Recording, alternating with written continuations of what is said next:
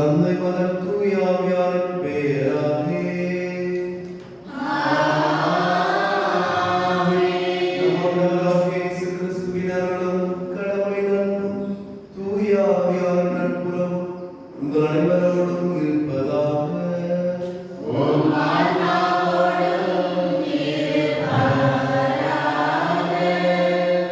அன்பு சகோதர சகோதரிகளே, உங்கள் அனைவரையும் புதுக்காலத்தின் 32ஆம் ஞாயிறு பலிக்கு அன்போடு வரவேற்கின்றோம். இத்திருப்பலியை நாம் இறைமக்கள் அனைவரையும் குடும்ப கருத்துக்களுக்காக கொடுக்கின்றோம். தூய மறைகள் தகுந்த முறையில் கொடுக்க தடையாக இருக்கின்ற அந்த குற்றம் குறைகளை இணைத்து பார்த்து மனமருந்தி மன்னிக்க வேண்டுவோம்.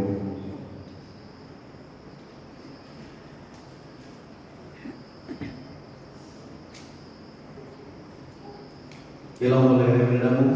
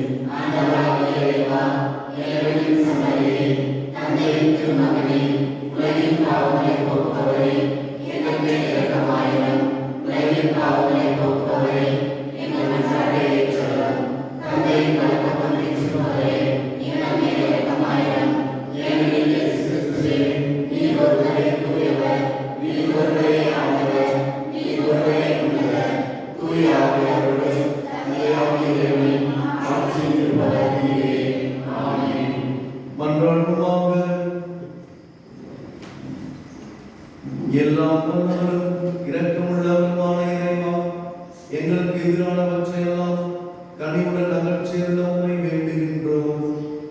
அதனால் உள்ளத்தில் உடலிலும் எழுகின்ற தடைகளை நீக்கி உவப்புடன் உமக்கு ஊழியம் புரிவோமாக.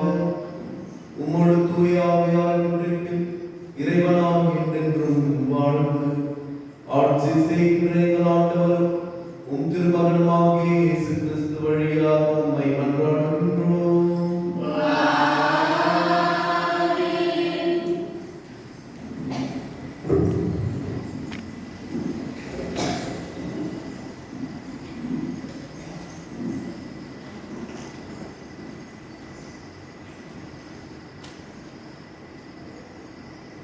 முதல் வாசகம். எலியா சொன்னபடியே கைம்பெண் செய்தார். அரசர்கள் முதல் நூலிலிருந்து வாசகம். அந்நாட்களில் எலியா புறப்பட்டு சாரிபாக்கு போனார். நகரின் நுழைவாயிலை வந்தடைந்த பொழுது அங்கே ஒரு கைம்பெண் சுள்ளிகளை பொறுக்கிக் கொண்டிருந்தார். அவர் அவரை அழைத்து, ஒரு பாத்திரத்தில் எனக்கு குடிக்க கொஞ்சம் தண்ணீர் கொண்டு வா என்றார்.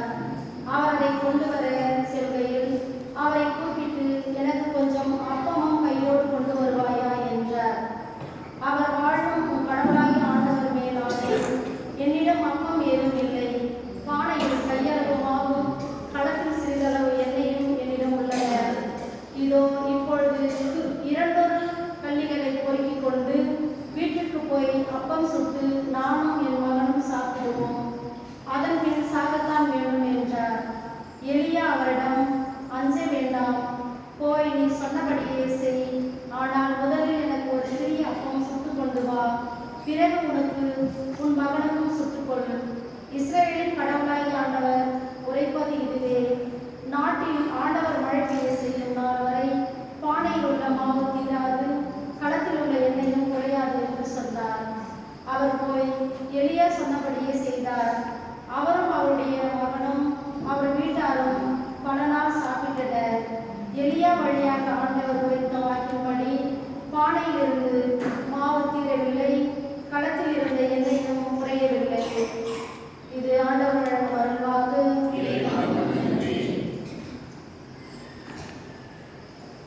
பதிலுரை பாடல். கல்வி. என் நெஞ்சே நீ ஆண்டவரை போற்றிடு.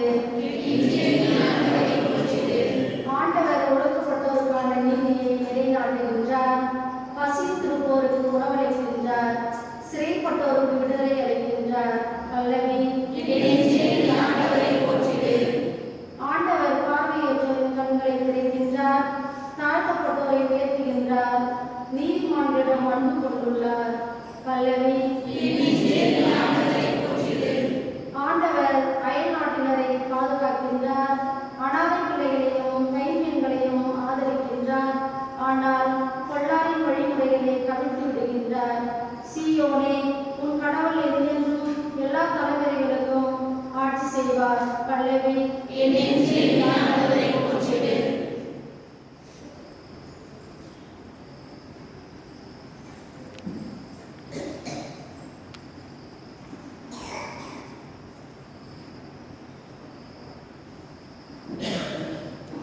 இரண்டாம் வாசகம். பாவங்களை போக்கும் பொருட்டு ஒரே முறை தம்மை தாமே பலியாக கொடுத்தார். எபிரேயருக்கு எழுதப்பட்ட திருமுகத்திலிருந்து வாசகம். அதிகாரம் 9, இறைவார்த்தைகள் 24 முதல் 28 முடிய.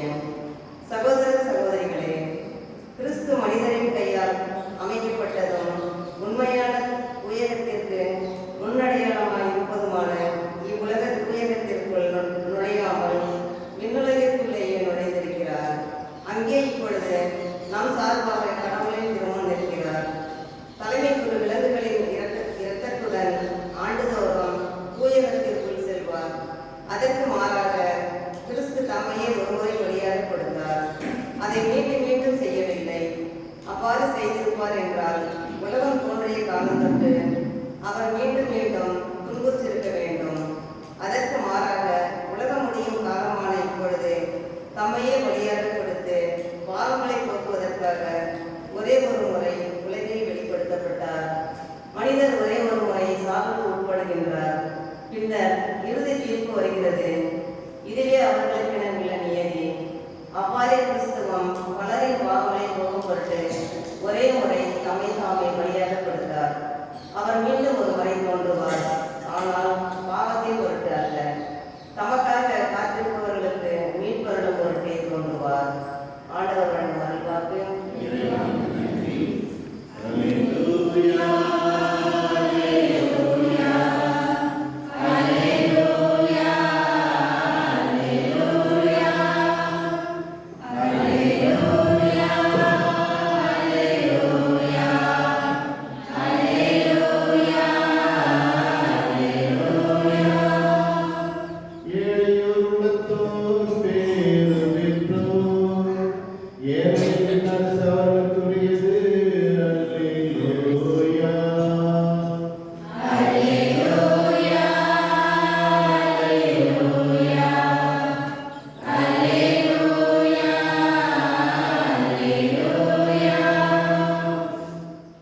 ஆண்டவர்களோடு இருப்பாராக.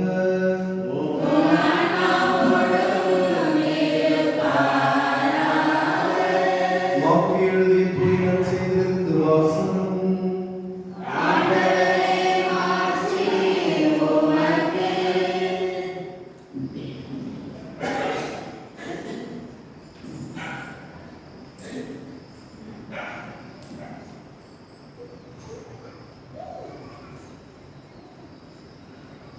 அக்காலத்தில் இயேசு காணிக்கை பெட்டிக்கு எதிராக அமர்ந்து கொண்டு மக்கள் அதில் செப்பு காசு போடுவதை உற்று நோக்கிக் கொண்டிருந்தார். செல்வர் பலர் அதில் மிகுதியாக போட்டனர். அங்கு வந்த ஒரு ஏழை இளைஞன் ஒரு கொதிராவுக்கு இணையான 2 காசுகளை போட்டார். அப்பொழுது அவர் தம் சீடரை வரவழைத்து, இந்த ஏழை கைம்பெண் காணிக்கை பெட்டியில் காசு போட்ட மற்ற எல்லாரையும் விட மிகுதியாக போட்டிருக்கிறார் என உறுதியாக உங்களுக்கு சொல்கிறேன். ஏனெனில் அவர்கள் அனைவரும் தங்களுக்கு இருந்த மிகுதியான செல்வத்திலிருந்து போட்டனர். இவரும் தமக்கு பற்றாக்குறை இருந்தும் தம்மிடம் இருந்த அனைத்தையுமே ஏன் தம் பிழைப்புக்காக வைத்திருந்த எல்லாவற்றையுமே போட்டுவிட்டார் என்று அவர்களிடம் கூறினார். ஆண்டவரின் அருள்வாக்கு.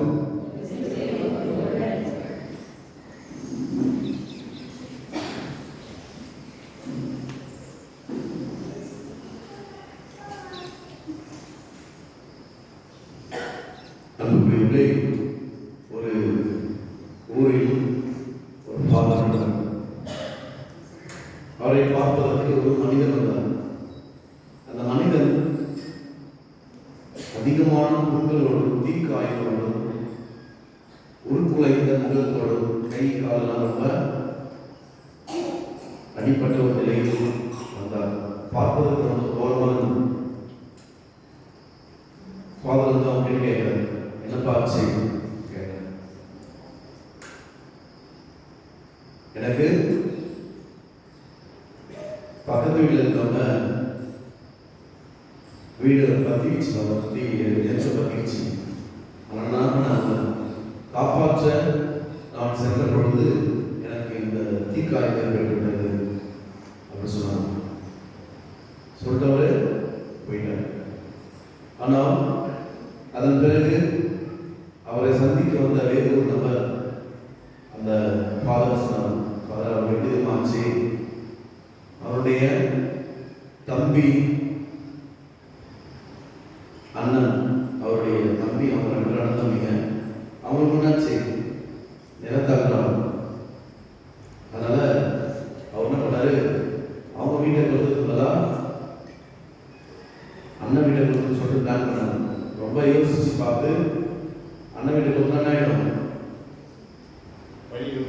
வழி வந்ததுனால ரெண்டு பேருக்கும் வழி வர்றதுனால அவர் வீட்டோட அவர் வீடு முடியுது இல்லையா, அந்த வீட்டை கூரை வீடு அந்த அந்த இடத்துல ஒரு நெருப்பு வச்சுறாரு. அப்பொழுது காற்று, பலத்த காற்று வீசியிருந்தது. ரொம்ப சுற்றி சுற்றி காற்று இருக்குது. அவன் வீடு எரியல, தம்பி வீடு எரிச்சிருக்கு. அப்புறம் பக்கத்துல இருந்தவங்கன்னாச்சு அணைக்க போறப்போ அதிகமான தம்பி வீடு எரிச்சிட்டு இருக்குது. அணைக்க போறப்போ அண்ணன் வீட்டு மேலே என்ன ஆயிடுச்சு, நெருப்பு பற்றி கொள்கிறது. தம்பி வந்து அவங்க வீடு இருக்குன்னு தெரிஞ்சோன்னா என்ன பண்ணிட்டாரு, அவங்க வீட்டில் இருக்கிற எல்லாரையும் பொருட்களை பத்திரப்படுத்தி வெளியே வச்சிட்டாரு. ஆனால் அண்ணன் வெளியே இருந்துருக்குது. அண்ணன் பிள்ளைங்க எல்லாரும் வெளியே இருக்காங்க. ஒரு குழந்தை மட்டும் உள்ளே தூங்கி கொண்டிருக்கிறது. ஆனால் உள்ள போக முடியும். தம்பி என்ன பண்றாரு, சரி பரவாயில்ல, நம்ம அண்ணன் நம்ம இவ்வளோ தூரம் பண்ணியிருக்காரு, நம்மளுக்கு எதுவுமே கொடுக்கல, அவரால் நமக்கு எவ்வளோ நஷ்டம் ஏற்படுறது, போலாமா வேணாமா சொல்ற ஒரு போராட்டம் இருந்தாலும் சரி ஒரு கிறிஸ்துவ இருந்துட்டு இது கூட செய்யணும். அவருடைய இயல்பு நம்மை ஏமாத்தி கொள்ளடிக்கிறது. நமது இயல்பு நான் ஒரு கிறிஸ்தவனாக என்னால் முடிஞ்சு நான் செய்யறேன் சொல்லிட்டு அவர் உள்ளே சென்று அந்த குழந்தையை தூக்கி கொண்டு வருகிறவன் தான் அவருக்கு இந்த தீக்காயங்கள் எல்லாம் ஏற்பட்டது. இன்றைய வாசக வழிபாடு வந்து நம் அனைவருக்கும் எந்த நிலையிலும் நம்பிக்கையோடும் நன்றியுணர்வோடும் இருக்க வேண்டும் என்ற ஒரு கருத்தை முன்வைக்கும். எந்த நிலையிலும் என்பதற்கு இரண்டு முன்மாதிரிகள் இன்றைய முதல் வாசகத்திலும் நற்செய்தி வாசகம் வராங்க. முதல் வாசகத்தில் கைப்பெண், நற்செய்தி வாசகத்திலும் கைப்பெண். கைப்பெண்கள் யார்? கைப்பெண்கள் கைப்பெண் அர்த்தம் கணவனால் கைவிடப்பட்டவர்கள், விதவைகள், கணவன் இல்லாதவங்க. கணவன் வேணும்னே கைவிட்டாரோ அதை குடிச்சிட்டு மேலே போனாரு தெரியாது. கணவன் இல்லை, கணவன் இல்லை. கணவன் இல்லாதவர்களின் நிலை இன்றைக்கு நமக்கு நல்லா தெரியும். என்ன பண்ணுவாங்க, அவங்க எல்லாம் மதிப்பாங்களா? மதிக்க மாட்டாங்க. ஒரு சோஷியல் ஸ்டிக்மா இருக்கும். சமூகத்தில் கணவன் இல்லாமல் ஒரு திருமணத்துக்கு முன்னா பண்ணுவாங்க, எல்லாருடைய பெண்களும் ஜோடியாக தான் இருக்கும். என்ன விருப்பம்? ஜோடியாக போகணும். நீங்கள் உங்கள் வீட்டில் முக்கியமான வேலை இருந்தவங்க எல்லாருமே கேட்பாங்க, வந்துக்கிறவங்க பற்றி விசாரிக்க மாட்டாங்க. யாரை கேட்பாங்க? வராமல் எங்கே கூடுதல் கேட்பாங்க. வயிற்றுல நான் தான் வந்து என்ன தான் பார்க்கணும், வீட்டுக்காரன் வரல, ஏதோ ஒரு காரணம் வரல. ஆனால் அதை பற்றி கேட்க மாட்டாங்க. ஏன் வீட்டுக்காரர் வரல, அவர் எங்கே வேலை, நான் முக்கியமான வேலை சொல்லிட்டு அந்த டிஸ்கஷன் போயிடுவாங்க. அது ஒரு பக்கம் சம்பந்தத்தில் பார்க்கின்ற பார்வை. அதற்கடுத்தாக கணவன் இல்லாதவர்கள் வருவது அமங்கலம். ஏன்னா ஒரு கல்யாணம் கணவன் மனைவி 2 பேரும் இணைகின்ற ஒரு நிலை. ஆனால் அங்கே கணவன் இல்லாதவங்க வந்து என்ன ஆகிடும், அந்த ராசிக்கு என்ன ஆகிடும், கொட்டிக்கும் முட்டிக்கும் அப்படின்னு நினைக்கிறோம். நினைக்கும் கணவன் இல்லாமல் இருப்பதற்கு இந்த மனைவி வந்து செஞ்சிருப்பாங்க. அவனை பொழுது குடிச்சு செத்து போயிருப்பான். ஆனால் அவருடைய சுமைகளை சுமப்பது யாரு? இந்த பெண். அவங்க மேல் போராடி இருப்பாங்க. இவன் தொடர்ந்து குடிச்சா செத்து போயிடுவான், அதனால குடிக்கூடாதுன்னு சொல்லிட்டு சண்டை போட்டுருப்பாங்க. ஒரு அம்மா வந்து குடிக்கக்கூடாதுன்னு சொல்லிட்டு ஏதோ மருந்து ஏதோ வச்சு வாங்கிக்கலாம், எங்கே தெரியல. அந்த மருந்து கடை நல்லா நிறைய வைக்கணும். டாஸ்மாக் கடையில் அந்த கடை வைக்கணும்னு நினச்சிருந்தேன். நம்மளே நான் ஷாப் வைக்கணும். ஏன்னா அந்த அம்மா வந்து அதை எப்படி வச்சாங்க, என்ன பண்ணான்னு சொல்ல மாட்டாங்க. ஆனால் அவர் குடிக்கிறது இல்லை. இப்போ எப்பயும் குடிக்கிறது தெரியல. எப்பயும் நினச்சா குடிப்பாரு, இன்னொரு பரவாயில்ல. எப்பயோ மாதம் ஒரு குடிச்சாலும் பரவாயில்ல. ஆனால் என்ன பண்ணுறாரு, டெய்லி குடிப்பாரு. எங்கேயோ போய் அந்த கடையை கண்டுபிடிச்சி அதை வாங்கி வந்து சாப்பாடு கலந்து கொடுத்தாங்க. அப்போ தான் இது இருக்கு அந்த மகளை வச்சு சொல்கிறாங்க. அப்போ அப்படிப்பட்ட முயற்சி அவங்க எடுக்கிறாங்கன்னா மனைவி. ஆனாலும் அதை மீறியும் கணவர்கள் பண்ணுற அட்டாசதி தாங்க முடியும். அவங்க தான் சாப்பிடணும். இதன் விளைவுகளை அவர்கள் சந்திக்கிறார்கள். இந்த நிலையில் தான் இவர்கள் எப்படி வாழ்கின்றார்கள் என்பது மனநிலை. இந்த மனநிலையை உற்று நோக்குகின்ற பொழுது இந்த பெண் முதல் வாசத்தில் வருகின்ற சாரிபா கைகள், அவர் தனக்கு யாரும் இல்லை, ஒரே ஒரு மகன், பஞ்சம். அப்போ இறைவாக்கு எளியா வந்து சாப்பாடு கேட்காது. அவங்களுக்கு இருக்கிறது கடைசி சாப்பாடு. என்ன சாப்பாடு? கடைசி சாப்பாடு, கடைசி விரல். கொஞ்சம் மாவு, கொஞ்சம் எண்ணெய், கொஞ்சம் விரல். சரிங்களா? அப்படின்னா பண்ணுறாங்க. அவங்க எளியா வந்து கொடுக்குறாரு, கேட்குறாரு, எனக்கு சாப்பாடு கொடுக்குறாரு, கொடுத்துருவீங்களா? நீங்கள் ஒரு ஃபாதரே வேறு வச்சுங்க, நீங்கள் குழந்தைலாம் செய்கிற வயசான பண்ணுறாங்க, ரொம்ப பசி ஒரு டீ போட்டு கொடுத்தா பண்ணுறீங்க, என்ன சொல்லுவீங்க? ஒரே சிம்பிளாக முடிச்சுக்காரு. என்ன இல்லை? பால் இல்லை. அப்போ ஃபாதர் வந்து கேட்பாரு, பால் டீ என்ன பண்ணுங்க? டீ தூள் வச்சுருக்கோம். எங்களுக்கு அது தெரியாது. எந்த லெவலாக நாங்கள் என்ன பண்ணுவோம்? பொய் சொல்லுங்க, இறங்கி பொய் சொல்லுவோம். சரிங்க, ஒரு சுத்தனையாக கொடுத்து என்ன பண்ணுவாங்க? கேஸ் இல்லைங்க, எதுவுமே கொடுக்கூடாது. ஆயிடுச்சு பூசில் போடுறாரு, இதுவரை டீ கொடுக்கணுமா அப்படின்னு சொல்லிட்டு என்ன பண்ணுவாங்க? கொடுக்க மாட்டாங்க. அதனால அந்த கைது என்ன செய்யல,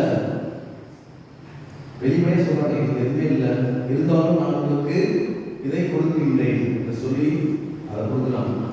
கொடுக்கின்ற பொழுது அந்த பஞ்சம் முடிகின்றவரை, பஞ்சகாலம் முடிகின்றவரை அவர்கள் வீட்டில் மாவு குறையவில்லை, எண்ணெய் தீரவில்லை.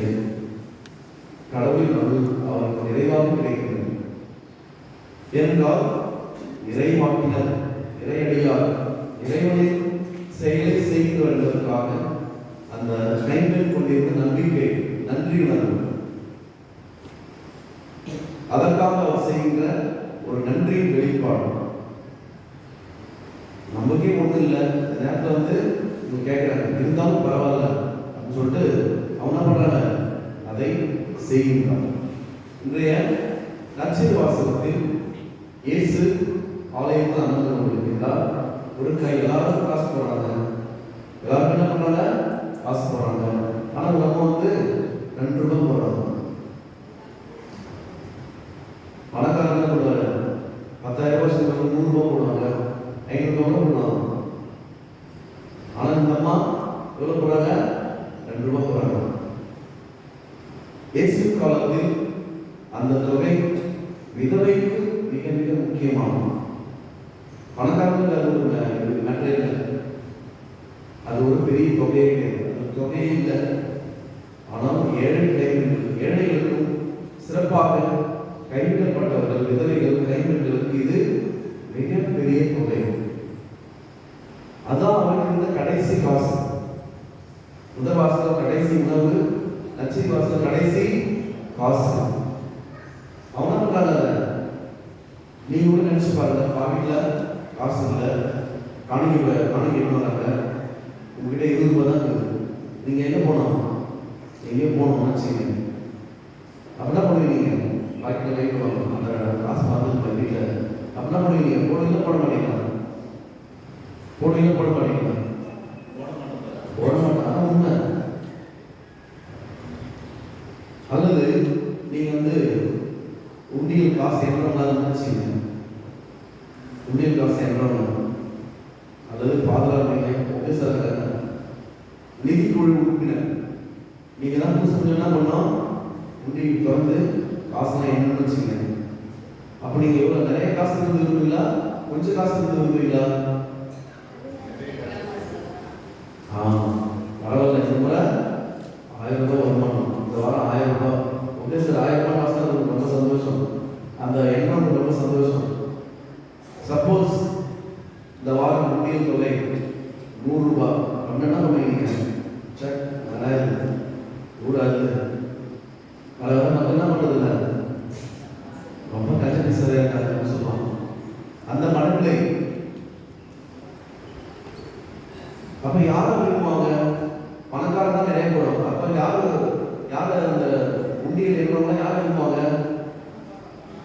சப்போஸ் கையில் 1 ரூபாய் போறான்னு வச்சுக்கோங்க. இந்த கேள்வி பத்தியா எவ்வளவு போறாங்க? 1 ரூபாய் போடுறது. பையன் எதுக்கு தான் வருதோ தெரியல. இந்த 1 ரூபாய் என்ன பண்றது? நம்ம சொல்லணும்னா நம்ம நினைச்சு பார்க்க மாட்டோமா? ஆனால் அந்த அம்மா போடுறது 1 ரூபாய் இல்லை, அவர் நம்பிக்கை. நம்ம போடுறது பணம் இல்லை, அவருடைய நம்பிக்கையை அவர் கொடுக்கிறார். நம்ம நம்பிக்கையை கடவுள் மீது வைக்கிறார். கடவுளை எனக்கு யாரும் இல்லை, நீங்க தான் எல்லாமே அப்படி என்று கடவுளுக்கு எடுத்துக் கொடுக்கிறார். உண்மையில் கடவுளுக்கு தேவையா? கடவுளுக்கு காசு தேவையா? தேவை கிடையாது. ஆனால் கடவுள் என்ன விரும்புகிறார்கள்? நாம் இந்த பணத்திலிருந்து விடுபட வேண்டும். பணம் பற்றி நம்மிடம் இருக்கக்கூடாது, கொடுக்க பழகி கொள்ள வேண்டும் என்றால் விரும்புகிறார். இறக்கின்றதான் சுரக்கும் என்பது போல நாம் அடுத்தவருக்கு கொடுக்கின்ற பொழுதுதான் நமக்கும் கிடைக்கும் என்பதை மனசில் வச்சுக்கணும். நிறைய பேர் கொடுக்கவே மாட்டாங்க. என்னை பொறுத்தவரை நாம் கொடுக்கின்ற பொழுது கிடைத்துக் கொண்டிருக்கிறது. என்னுடைய அனுபவத்தை நான் சொல்றேன். நான் எதுவுமே கையில் வச்சிருக்க மாட்டேன். நான் இன்றைக்கு 10,000 ரூபாய் செலவு வச்சுக்கேன், நாளைக்கு 20,000, நாளைக்கு இன்னைக்கே போதும். அதான் அனுபவமாக இருக்கிறது. நாம் அந்த பணத்திலிருந்து என்ன பண்றது? பற்றி அந்த பண பற்றியில் இருக்கக்கூடாது, பணத்திலே ஒன்றி இருக்கக்கூடாது. பாசம், பந்தம், பணம், நிலம், பொருள் என்று அதெல்லாம் முடிவு இருக்கிறது. அதற்கடுத்தாக இயேசுவே 2ஆம் வாசகத்தில் மிக அழகாக சொல்லியிருக்கிறார், பலி. இந்த பலி என்பதை நாம் முதலில் உதவி, காணிக்கை, பலி 3ஐ பற்றி நாம் சிந்திக்கணும். உதவி என்பது தேவைப்படுபவர்களுக்கு நாம் செய்வது. நம்மிடம் இருப்பதிலிருந்து கொஞ்சம் எடுத்து உதவி செய்யணும். இப்போ நீங்கள் ஒரு 10,000 ரூபாய் சம்பளம் வாங்கினு வச்சுங்க. நீங்கள் ஒரு பின்னாடி சார் சாப்பிட்றோம்ல சார், ஒரு 50 ரூபா கொடுங்க சார், என்ன பண்ணுவீங்க? கொடுத்துடலாம். அது உதவி, அது பேரு உதவி. காணிக்கை 10,000 ரூபாய் வச்சுருக்கீங்க, காணிக்கை ஃபாதர் கேட்கறாரு, கோவில் கமிஷன் பண்ணுங்க 1000 ரூபாய். சரி பரவாயில்ல, ரொம்ப கஷ்டமாக தான் இருக்குது, சமயத்தில் காணல, என்ன பண்ணலாம், பேசாம ஒரு 1000 ரூபாய் போட்டலாம்னு சொல்லிட்டு கஷ்டப்பட்டு 1000 ரூபாய் டொனேஷன் பே வந்துடும். அந்த சாமி 1000 ரூபாய் பேருக்கு மதிப்பு இருந்துச்சு, காசு மனசு ஏதோ மனசு கொண்டு இருப்பாங்க. இது எது காணிக்கை. ஆனால் இயேசு சொல்றது பலி. பலி என்பது தியாகம் உள்ளடக்கியது. அன்னை தெரேசா அழகா சொன்னாங்க, give until it hurts. வலிக்கின்றவரை கொடுத்து கொண்டே இருக்கிறோம்னு சொல்லுவோம். வலிக்கின்றவரை யாரும் கொடுக்க மாட்டாங்க. வலிக்கின்றவரை கொடுக்கணும்னா கையில 10,000 ரூபாய்னா 10,000 ரூபாய் கொடுக்கணும். அதான் பலி, அதான் தியாகம். இயேசுக்கு நமக்கு சொல்ல வருவது தியாகம் செய்யுங்கள், விடுபடுங்கள். நீங்கள் என்னை கொடுத்து வச்சிருக்காதீங்க. ஏனென்றால் நீங்க எதை என்னுடையது என்று நீங்க நினைக்கின்றீர்களோ அதெல்லாம் உங்களுடைய, யாருடையது? என்னுடையது. உலகமே கடவுளுடையது. இதுல நான் என்னுடையதுன்னு சொன்ன அர்த்தம். எனவே இயேசு அதை முன்னோடியாக அதை செய்திருக்கிறார். தனக்கென்று அவர் எதுவுமே இல்லாத இறுதியில் தனது உடலையும் இரத்தத்தையும் கொடுத்து இறுதியில் ஆவியை கொடுக்கின்றார். ஆவியை கொடுத்தார். அவரை தான் நாம் நம்புறோம். கிறிஸ்துவாக நாம் இருக்கின்றோம் என்றால் அந்த கிறிஸ்துவை போல் இருக்க வேண்டும் என்றுதான் இயேசு நமக்கு தருகின்ற செய்தி. அப்ப அவர் சொல்றார், உதவி செய்வார். உதவி சும்மா காணிக்கையும் போடக்கூடாது, காணிக்கின்ற சும்மா அப்படின்னு கிடையாது. ஆனால் எல்லாரையும் விட மிக முக்கியமானது, எல்லாவற்றையும் விட மிக முக்கியமானது இந்த பலி. ஏசு சொல்றாரு, கோவிலில் காணிக்கை போட்ட எல்லாரையும் விட அதிகமாக செலுத்தியது யாரு என்ன சொல்றாரு? ஏனென்றால் அவர் விளக்கம் சொல்கிறார். ஏனென்றால் அவர்கள் அனைவரும் தங்களுக்கு இருந்த மிகுதியான செல்வத்திலிருந்து போட்டார்கள். இவரும் நமக்கு பற்றாக்குறை இருந்தும், அதான் முக்கியமான பற்றாக்குறை இருந்தது. நம்மகிட்டே இல்லை, நாங்கள் இருந்து அப்படின்ற மனப்போராட்டம் வந்து இருந்தாலும் அதை கொடுக்கணும். என்கிட்ட இல்லை இருந்தாலும் அடுத்தது போய் சேருது. கோயில் வளர்ச்சிக்கு, கடவுளுக்கு என்று, மனிதருக்கு என்று. இறுதியாக விதவைகளை பற்றி, கைப்பெண்களை பற்றி நமது சிந்தனை என்ன? நீங்க எதுவுமே செய்யக்கூட செய்யணும். உதவி செய்யல, காணிக்க போல, பலி செலுத்தணும் செய்யணும். உங்களோடு இருக்கின்ற கணவனால் கைவிடப்பட்டவரை நீங்கள் எப்படி பார்க்கிறீர்கள் என்பதை நீங்கள் செலுத்துகின்ற, அவர்களுக்கு கொடுக்கின்ற மதிப்பும் மரியாதையும் தான் மிகப்பெரிய பலி, மிகப்பெரிய தியாகம். அவங்களுக்கு உண்ணப்படும் மரியாதை மதிக்கணும். அவனே இல்லை, அவங்க யாரு? ஒரு விதவை. அவருக்கு என்ன பேச்சு? அவங்களும் மனுஷன்தான். அவர் கணவர் இறந்ததற்கு பல காரணங்கள் இருந்திருக்கும். ஆனால் அவருக்கு என்று யாரும் இல்லை. அவருக்கு என்ன பண்ணணும்? உதவி செய்யும். அவர்களுக்கு செய்வதை நீங்க என்ன நினைக்கக்கூடாது, அசிங்கமா நினைக்கக்கூடாது. எத்தனை நம்ம வீட்டுல எத்தனை கணவனால் கைவிடப்பட்டவங்க, மனைவியாக கணவனாக இருந்திருப்பாங்க. நம்ம அவங்களே நடந்துக்கிறோம். அதுதான் பலி. அதுதான் வலிக்கும். கணவன் மனைவி 2 பேர் இருந்தாங்க, அவங்க கூட்டு வாங்க உட்காந்து சாப்பிடுன்னு சொல்லி சாப்பிடக்கூடாது. பெரிய உதவி கிடையாது. கணவனை இழந்தவர்கள், மனைவியை இழந்தவர்களை நாம் அழைத்து ஒரு இடம் சாப்பாடு கொடுத்தா இறைவன் செய்கின்ற மிக முக்கியமான காணிக்கை, மிக முக்கியமான பலி என்பதை நாம் உணர்ந்து அதற்கான பலத்தை வழியில் நம்பிக்கையோடு கொண்டாடுவோம். இப்பொழுது இந்த திருமுழுக்கு சடங்கு நடைபெறுகிறது. அதில் நாம் நம்ம நம்பிக்கையை அறிவிக்கிறோம்.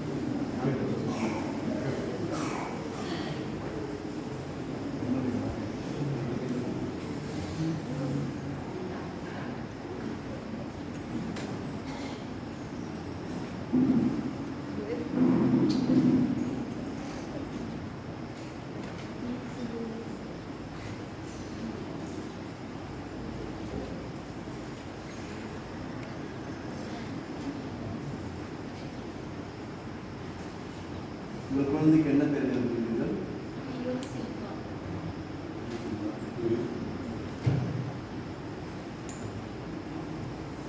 ரியோ சில்வாவுக்காக நீங்கள் இறைவனின் திருச்சபையிடம் என்ன கேட்கிறீர்கள்? உங்கள் குழந்தைக்கு திருமணம் கேட்கிறீர்கள். உங்கள் குழந்தை கடவுளின் கட்டளை கடைபிடித்து கிறிஸ்து நமக்கு கற்பித்தது போல் இறைவனுக்கும் தங்கள் அயலாருக்கும் அன்பு செய்து வாழ அவர்களை நம்பிக்கையில் வளர்க்க வேண்டியது உங்கள் பொறுப்பு. இதை நீங்கள் உணர்ந்திருக்கிறீர்களா? ஞான பெற்றோரை இக்குழந்தையின் பெற்றோர் தங்கள் கடமை நிறைவேற்ற நீங்கள் உதவி புரிவீர்களா? ரியோ சில்வா, கிறிஸ்து சமூகம் உங்களை பெருமையுடன் வரவேற்கின்றது. இந்த சமூகத்தின் பெயரால் நான் உங்கள் மீது சிலுவை அடையாளம் வரைகிறேன். பின்னர் உங்கள் பெற்றோரும் ஞான பெற்றோரும் மீட்பராம் கிறிஸ்துவின் அடையாளத்தை உங்கள் மீது வரைவார்கள்.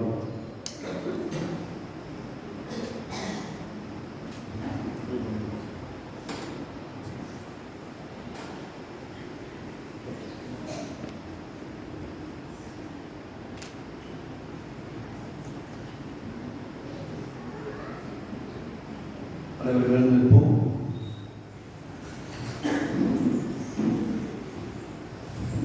நமது பதில் ஆண்டவரே உங்கள் நாட்டை கேட்டருளும். உடைய பாடல்கள் இரண்டு உயிர்ப்பு என்னும் ஒளி வீசும் தெய்வீக மறைப்பொருளால் திருமுழுக்கின் வழியாக குழந்தைகள் மறு திருச்சபையில் சேர வேண்டும் என்று ஆண்டவரை கொண்டாடுகின்றோம். திருமுழுக்கு உறுதி பூசல் வழியாக இவர்கள் விசுவாச முலசீர்களாகும் நம்பிக்கை நற்செய்தியின் சாட்சிகளாக விளங்கச் செய்தத ஆண்டவரை கொண்டாடுகின்றோம். தூய ஆவியாரின் வழியாக இவர்களை விண்ணரசின் பேருந்துக்கு அழைத்து செல்ல வேண்டும் என்று உண்மை கொண்டாடுகின்றோம். பெற்றோரும் ஞான பெற்றோரும் இக்குழந்தைக்கு நம்பிக்கையின் சிறந்த முன்மாதிரியாக விளங்க வேண்டும் என்று உண்மை கொண்டாடுகின்றோம். இவர்களுடைய குடும்பங்களை உமது அன்பில் என்றும் காத்துள்ள வேண்டும் என்று உண்மை கொண்டாடுகின்றோம். எங்கள் அனைவரிடமும் திருமுழுக்கின் அவர்களை புதுப்பிக்க வேண்டும் என்று உண்மை கொண்டாடுகின்றோம். புனிதர்களை நோக்கி மன்றாண்டு இறைவனின் அன்னையாம் புனித மரியே எங்களுக்காக வேண்டிக் புனித யோசேப்பே, புனித திருமுழுக்கு யோவானே, புனித பேதுருவே பவுலே, புனித தோமையாரே, புனித சவேரியாரே, புனித அந்தோனியாரே, புனித அன்னை தெரேசாவே, இறைவனின் எல்லா புனிதர்களே புனிதைகளே,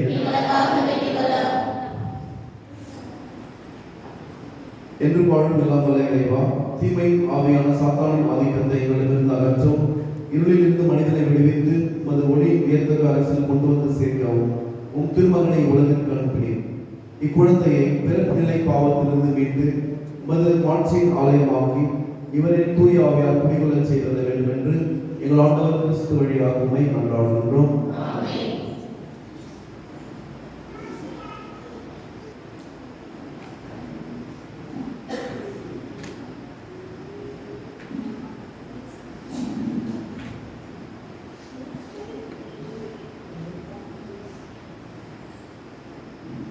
ரியோ சில்வா, உங்கள் மீது இயேசு கிறிஸ்துவின் அடையாளம் வரைந்து பின் மீட்பின் எண்ணெய் பூசுகின்றோம்.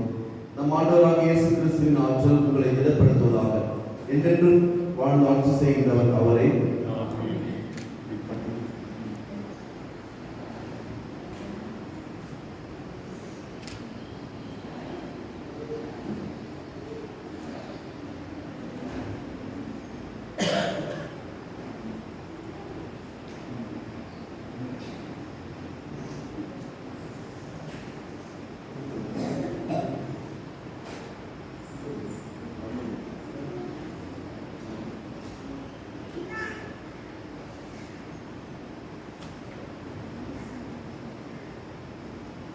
அன்பு பெற்றோரை, ஞான பெற்றோரை, திருமுழுக்கு எனும் திருவருட்சாதம் வழியாக நீங்கள் ஒப்புக் கொடுத்த இக்குழந்தை அன்புள்ள இறைவனிலிருந்து நீர் நாளும் ஆவியாலும் புது வாழ்வு பெறப் போகின்றார்.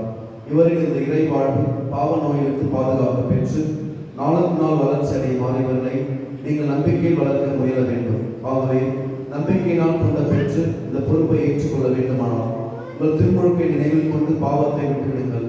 இயேசு கிறிஸ்துவின் மீது நம்பிக்கை அறிக்கையிடுங்கள். அதுவே திருச்சபை நம்பிக்கை. அதிலேதான் குழந்தை மறுபிறப்பு அடைகிறார். எனவே இறை மக்களுக்குரிய சுதந்திரத்துடன் வாழ நீங்கள் பாவத்தை விட்டுவிடுவீர்களா?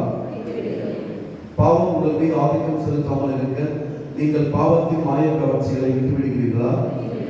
பாவத்திற்கு காரணம் தலைவனுமாகிய சாத்தானை விட்டுவிடுகிறீர்களா?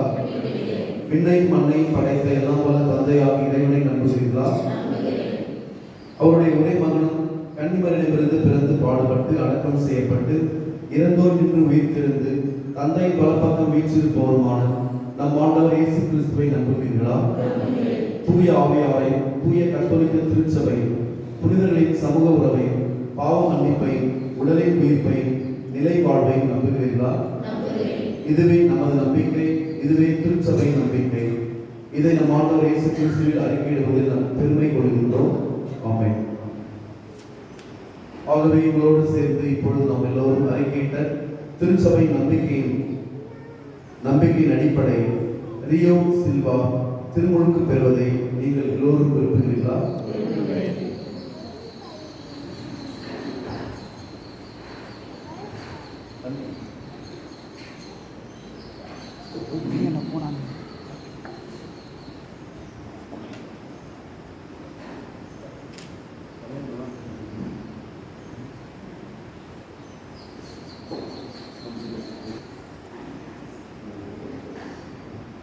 ரியோ சில்வா தந்தை, மகன், தூய ஆவியாரின் பெயரால் நான் உங்களை கழுவுகிறேன்.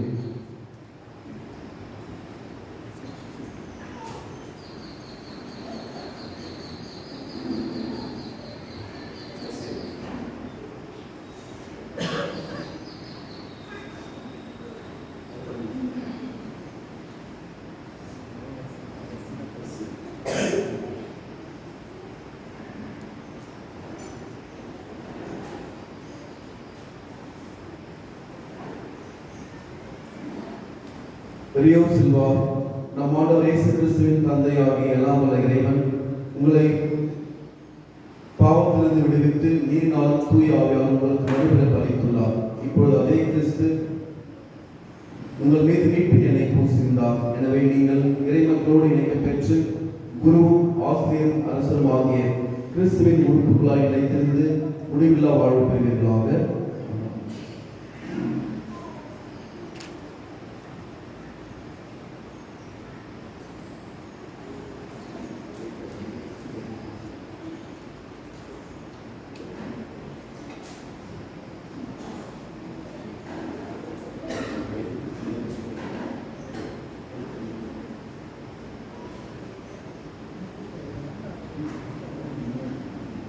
ரியோ சில்வா, நீங்கள் புதுப்படைப்பாக மாறி கிறிஸ்துவை அணிந்திருக்கிறீர்கள். இந்த வெண்ணிற ஆடை உங்களது மேன்மையின் அடையாளமாக இருப்பதாக. உங்கள் உறவினர்களை சொல்லாலும் முன்மாதிரியாலும் நீங்கள் உதவி பெற்று இதை மாசுபடாமல் முடிவில்லா வாழ்வு கொண்டு போய் சேர்ப்பீர்களாக. ஆமென்.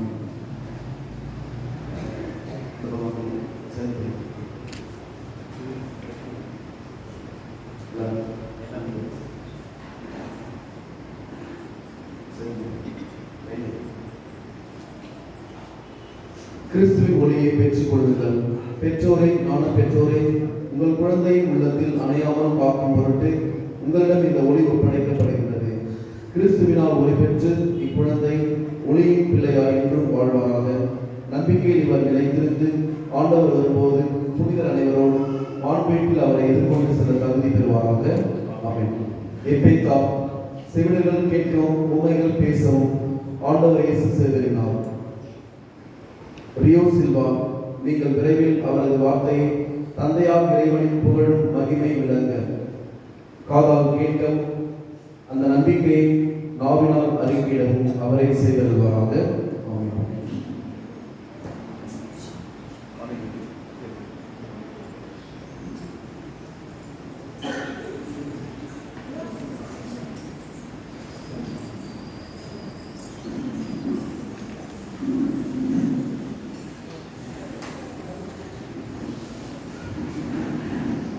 என்னை காண்கிறாய்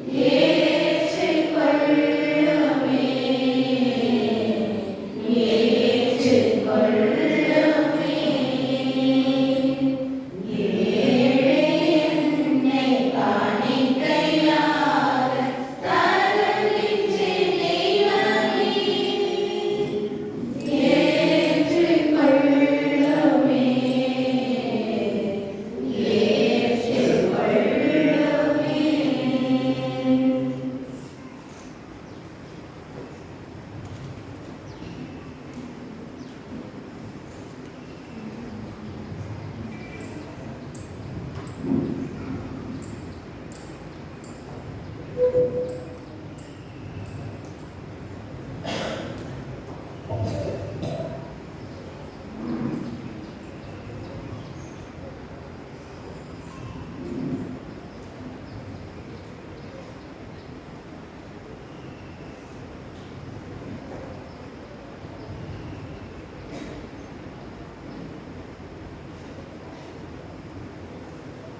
சகோதர சகோதரிகளே, என்னுடையதும் உங்களுடையதுமான இந்த பலி எல்லாம் வல்ல இறைவனாகிய தந்தைக்கு ஏற்றதாகும்படி மன்றாடுங்கள்.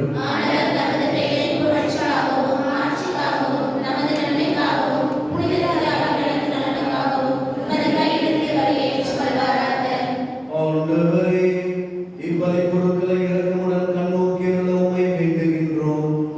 அதனால் திருமகனுடைய பாடல்களை மறைநிகழ்வை கொண்டாடும் நாங்கள் பற்றன்புடன் அதில் பங்கு பெறுவோமாக. எங்கள் ஆண்டவராகிய கிறிஸ்து வழியாக உம்மை மன்றாடுகின்றோம்.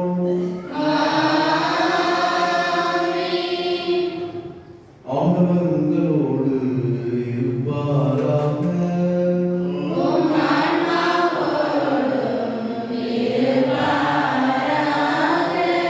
இதை எங்களை மேலே எழுப்புங்கள்.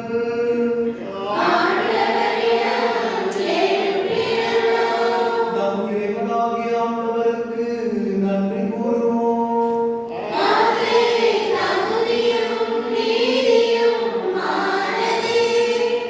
ஆண்டவரே, தூயவரான தந்தையே, என்றும் உள்ள எல்லாம் வல்ல இறைவா, எங்கள் ஆண்டவர் கிறிஸ்து வழியாக என்னாலும் எவ்விடத்திலும் நாங்கள் உமக்கு நன்றி செலுத்துவது மெய்யாகவே தகுதியும் நீதியும் ஆகும்.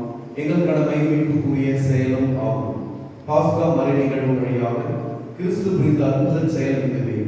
தேர்ந்தெடுக்கப்பட்ட வழிமரபினர், அரச குருக்களின் கூட்டத்தினர், புனித மக்கள் இருந்தால் அவரது உரிமையின் சொத்தான மக்கள் என்னும் மாட்சியை நாங்கள் அடையுமாக எங்களை பாவத்திலிருந்தும் சாவின் பிடியிலிருந்தும் அழைக்க அவர் திருவுள்ளமானார். இவ்வாறு இருளிலிருந்து உமது வியத்தக்க ஒளிக்கு அழைக்கப்பட்ட நாங்கள் உமது வல்லமையை எங்கும் எடுத்துரைக்க செய்தறினார். ஆகவே வானதூதர் முதன்மை வானதூதரோடும் அறிஞரில் அமர்வோர் தலைமை தாங்குவோரோடும் வான்படைகளின் அணிகள் அனைத்தோடும் சேர்ந்து நாங்கள் உமது மாட்சியை புகழ்ந்து பாடி முடிவின்றி சொல்வதாவது.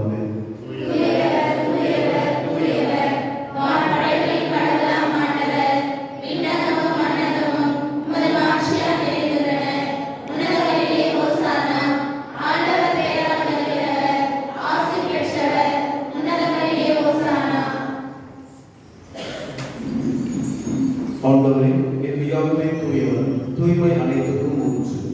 ஆவையில் யாவை குறைந்து இக்காணிக்கைகளை தீர்வுபடுத்த உண்மை வேண்டுகின்றோம். இவ்வாறு எங்கள் ஆண்டவர் இயேசு கிறிஸ்துவின் உடலும் இரத்தமுமாக எங்கள் ஜீவனில் மாறுவதாகும். அவர் பாடுபட உடன்பணிந்து தம்மை கையெழுந்த போது அப்பத்தை எடுத்து நன்றி செலுத்தி அதை பிட்டு தம் சீடர்களுக்கு அளித்து கூறியதாவது: அனைவரும் இதிலிருந்து பெற்று உண்ணுங்கள், ஏனெனில் இது உங்களுக்காக கையளிக்கப்படும் ஏற்றுள்ளது.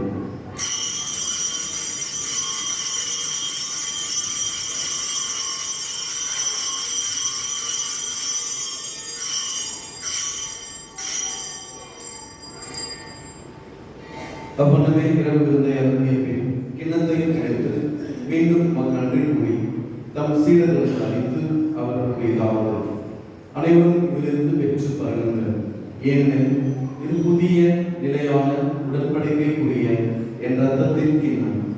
இது பாவ மன்னிப்புக்கு என்று உங்களுக்காகவும் பலருக்காகவும் சிந்தப்படும்.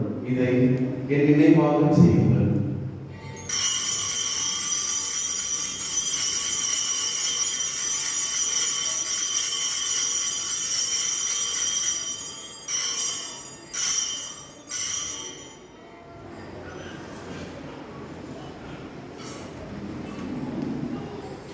நம்பிக்கையின் மறைபொருள்.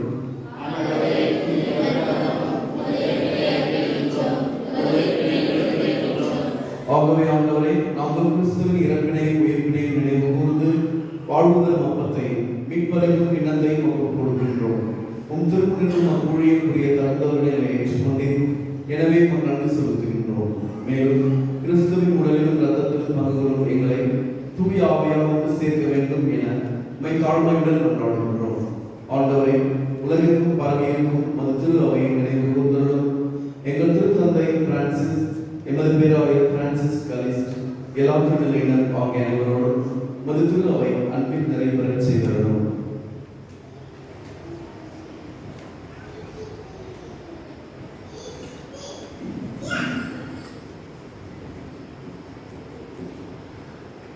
மேலும் உயிர்த்தெழும் எதிர்நோக்குடன் துயிலுள்ள எங்கள் சகோதர சகோதரிகளை இறந்தோர் அனைவரையும் இரக்கத்துடன் நினைவு கூர்ந்து மது திரும்ப உரையை ஏற்றார்.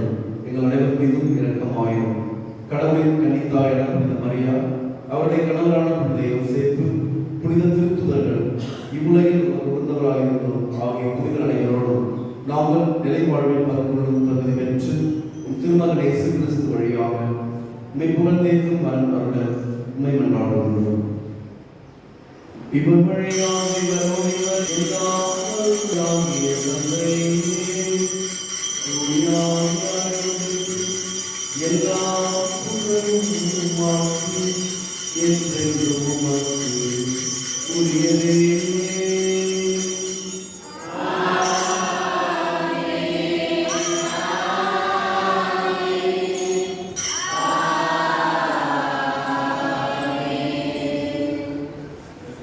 மீட்பரின் கட்டளையால் கற்பிக்கப்பட்டு இறை படிப்பினையால் பயிற்சி பெற்று நாம் துணிந்து மன்றாடுவோம்.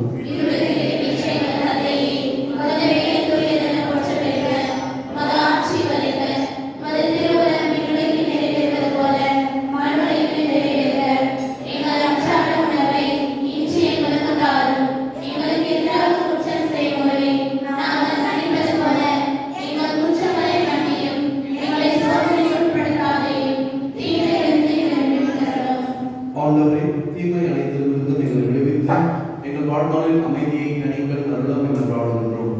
மது இரக்கத்தின் உதவியால் நாங்கள் பாவத்திலிருந்து எப்போதும் விடுதலை பெற்று யாதொரு கலக்கமின்றி நலமாயிருப்போமாக. நாங்கள் எதிர்நோக்கி இருக்கும் பேரின்பத்துக்காகவும் எம் மீட்பராகிய இயேசு கிறிஸ்துவின் வருகைக்காகவும் காத்திருக்கின்றோம்.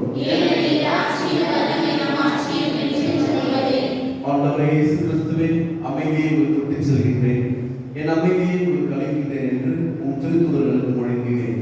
எங்கள் பாவங்களை பாராமல் மது திரு அவை நம்பிக்கையை கண்ணோக்கி மது திருவுலத்துக்கு ஏற்ப அதற்கு அமைதி ஒற்றுமை அளித்தருவீராக. என்றென்று வாழ்ந்து ஆட்சி செய்கின்றவர் நீரே. ஆண்டவருடைய அமைதி உங்கள் அனைவரோடும் என்றும் இருப்பதாக. ஒருவருக்கொருவர் அமைதியை பகிர்ந்து கொள்வோம்.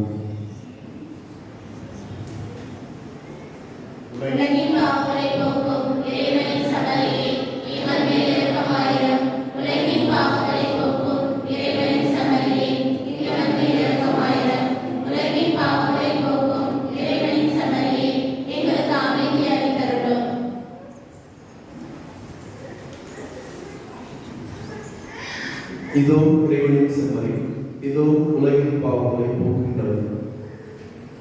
நாம் அனைவரும் முதல் வாசகத்தில் நற்செய்தி வாசகம் வருகின்ற கைம்பெண்களை போன்று கடவுளுக்கென்று நம்பிக்கையோடும் நன்றியுணர்வோடும் என்றும் வாழ வேண்டும் என்று அழைக்கப்படுகிறோம்.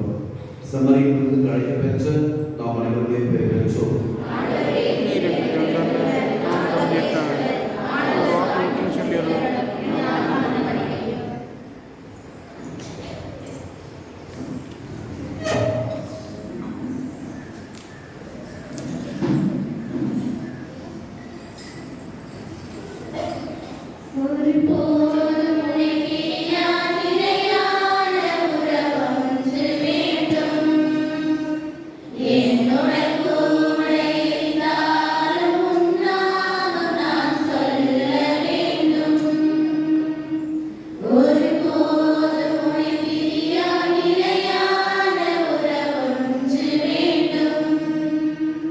Yeah.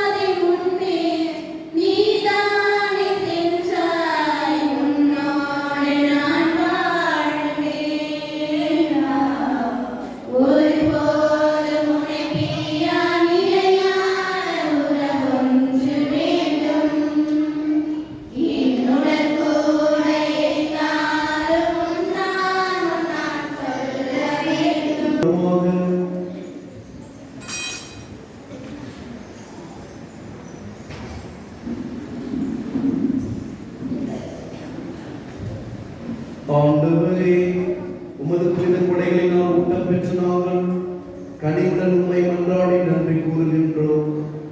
இவ்வாறு உம்மாவியாரின் பொழிவினால் நாங்கள் விண்ணகாற்றல் பெற்று உண்மையான அருள் வாழ்வில் நிலைத்திருக்க செய்வீராக. எங்கள் ஆண்டவராகிய கிறிஸ்து வழியாக உம்மை மன்றாடுகின்றோம். ஆண்டவர்களோடு இருப்பாராக.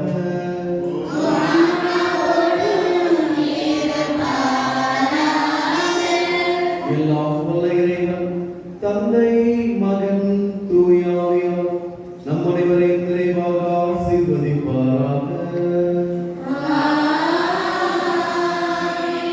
சென்று வாருங்கள், திருப்பலி நிறைவேறிற்று.